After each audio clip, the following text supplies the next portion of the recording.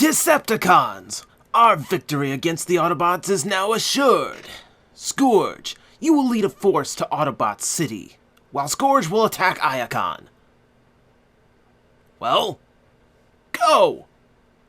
Look, this is easy. Scourge attacks Earth, Scourge attacks Cybertron. This is not confusing. Isn't that right, Scourge?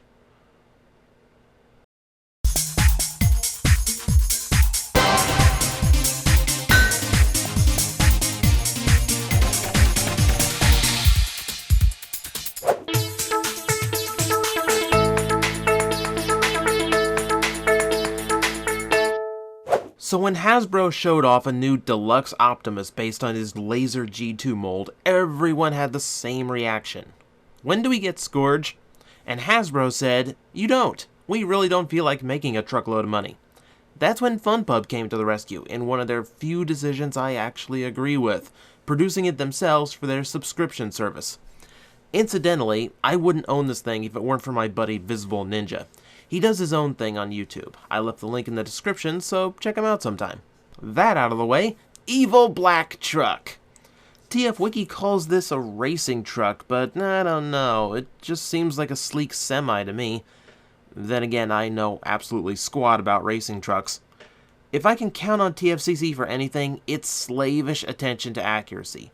There's no Nemesis Prime chicanery here. The black is not super dark blue, the gray is not tinted beige, and the windshields aren't blue. Still mad over that one.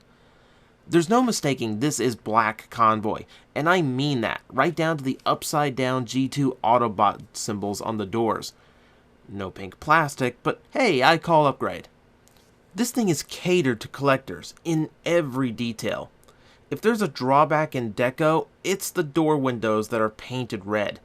It should have been a darker red to match the translucent plastic. Hasbro makes this mistake all the time too, and it really does stick out like a sore thumb on him.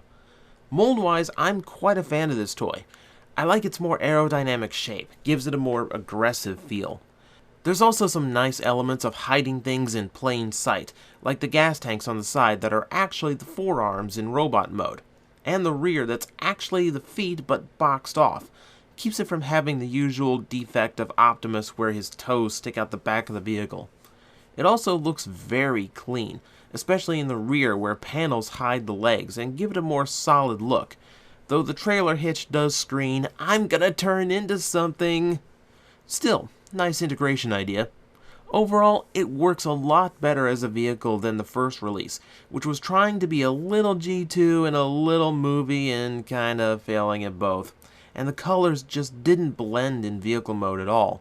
But hey, that's what black repaints do best.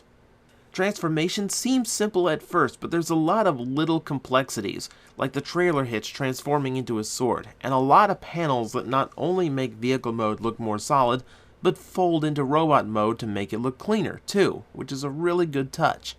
I also like how the wheels can be pushed inside the leg somewhat so they don't jut out as far to get in the way. The only thing I'd call kibble is the leftover door panels that hang off the arms with no place to go. Overall, it's one of those just right transformations. There's some panels and complex parts, but none of it feels unnecessary or excessive. In robot mode, Scourge is pretty. Oh, is he pretty! His pitch black exterior has given way to a lot more gray plastic, which is a nice visual trick, and of course, a lot of teal blue paint. Scourge was famous for some really intricate ones, and here it's no exception, with the head getting some really minute applications along the horns and the edge of the helmet. This is where being a TFCC release comes in handy, as they're not as hard tied to a budget like Hasbro is, so they're much happier with the paint gun. I am disappointed it's not metallic like the original, but that's a nitpick. It's obvious a lot of care was put into recreating the original's paint patterns, and where it couldn't be replicated, finding the best alternative. The only place lacking his iconic look is in the torso, where the shoulders and chest lack the gray and black designs. The former because it's too heavily molded to apply, the latter because of the windshield chest. You can actually see a matrix molded into the back of the chest left over from the Optimus version, so I guess he got promoted since we last saw him? Which brings me to the translucent red. For the most part, there's no use of it here that scares me down the line. A couple hinges in the chest, but they're not tight. What I really like about it is the detailing it's used for. A lot of little bits of it light piping through, though oddly enough the eyes don't work very well, creating a very menacing look, like Scourge's whole body is glowing in rage.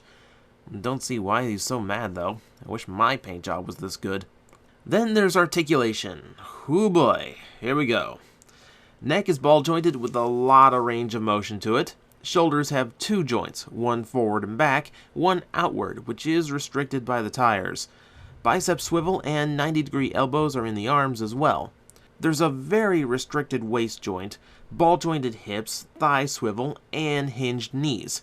But then there's the wrist and ankles, which are both hinged and ball-jointed. This puts him a huge step above a lot of Transformer figures for Articulation. They knew this guy needed to do some good sword posing and went the extra mile on him. He can even pose two-handed with the Sword of Fury. That is good articulation for a robot. They even made sure his foot heels were big and wide to keep his balance in whatever pose you had in mind. As the toy has no gimmick, a blessing given how he's designed to be an action figure, it really means the posability is the gimmick, and it is a real selling point for collectors of the mold. People made a big deal out of the tabs in his tall shoulders hindering motion, but I don't know, that always felt overblown to me. I think the only downside I have to this toy is the availability. Looking at the head mold on the original, it's the same mean, angry look. It's obvious the sculptor of the toy had Scourge in mind when making the mold in the first place. I mean, let's be honest, Laser Prime was a good toy, but it's not iconic like the original Black Convoy was. Why FunPub had to eventually make it is beyond me. It also means it's hard to recommend because if you don't have it already, you're most likely paying huge aftermarket prices on him. It'll depend on your luck finding a good price at the time, and your personal value to have an updated version of Scourge, which are elements I can't exactly account for in a review. I will say the toy is fantastic, and very superior to the Reveal the Shield Optimus, and while not as screen accurate, it makes a much more posable and desk-friendly evil clone than the original. Beyond that, you're on your own.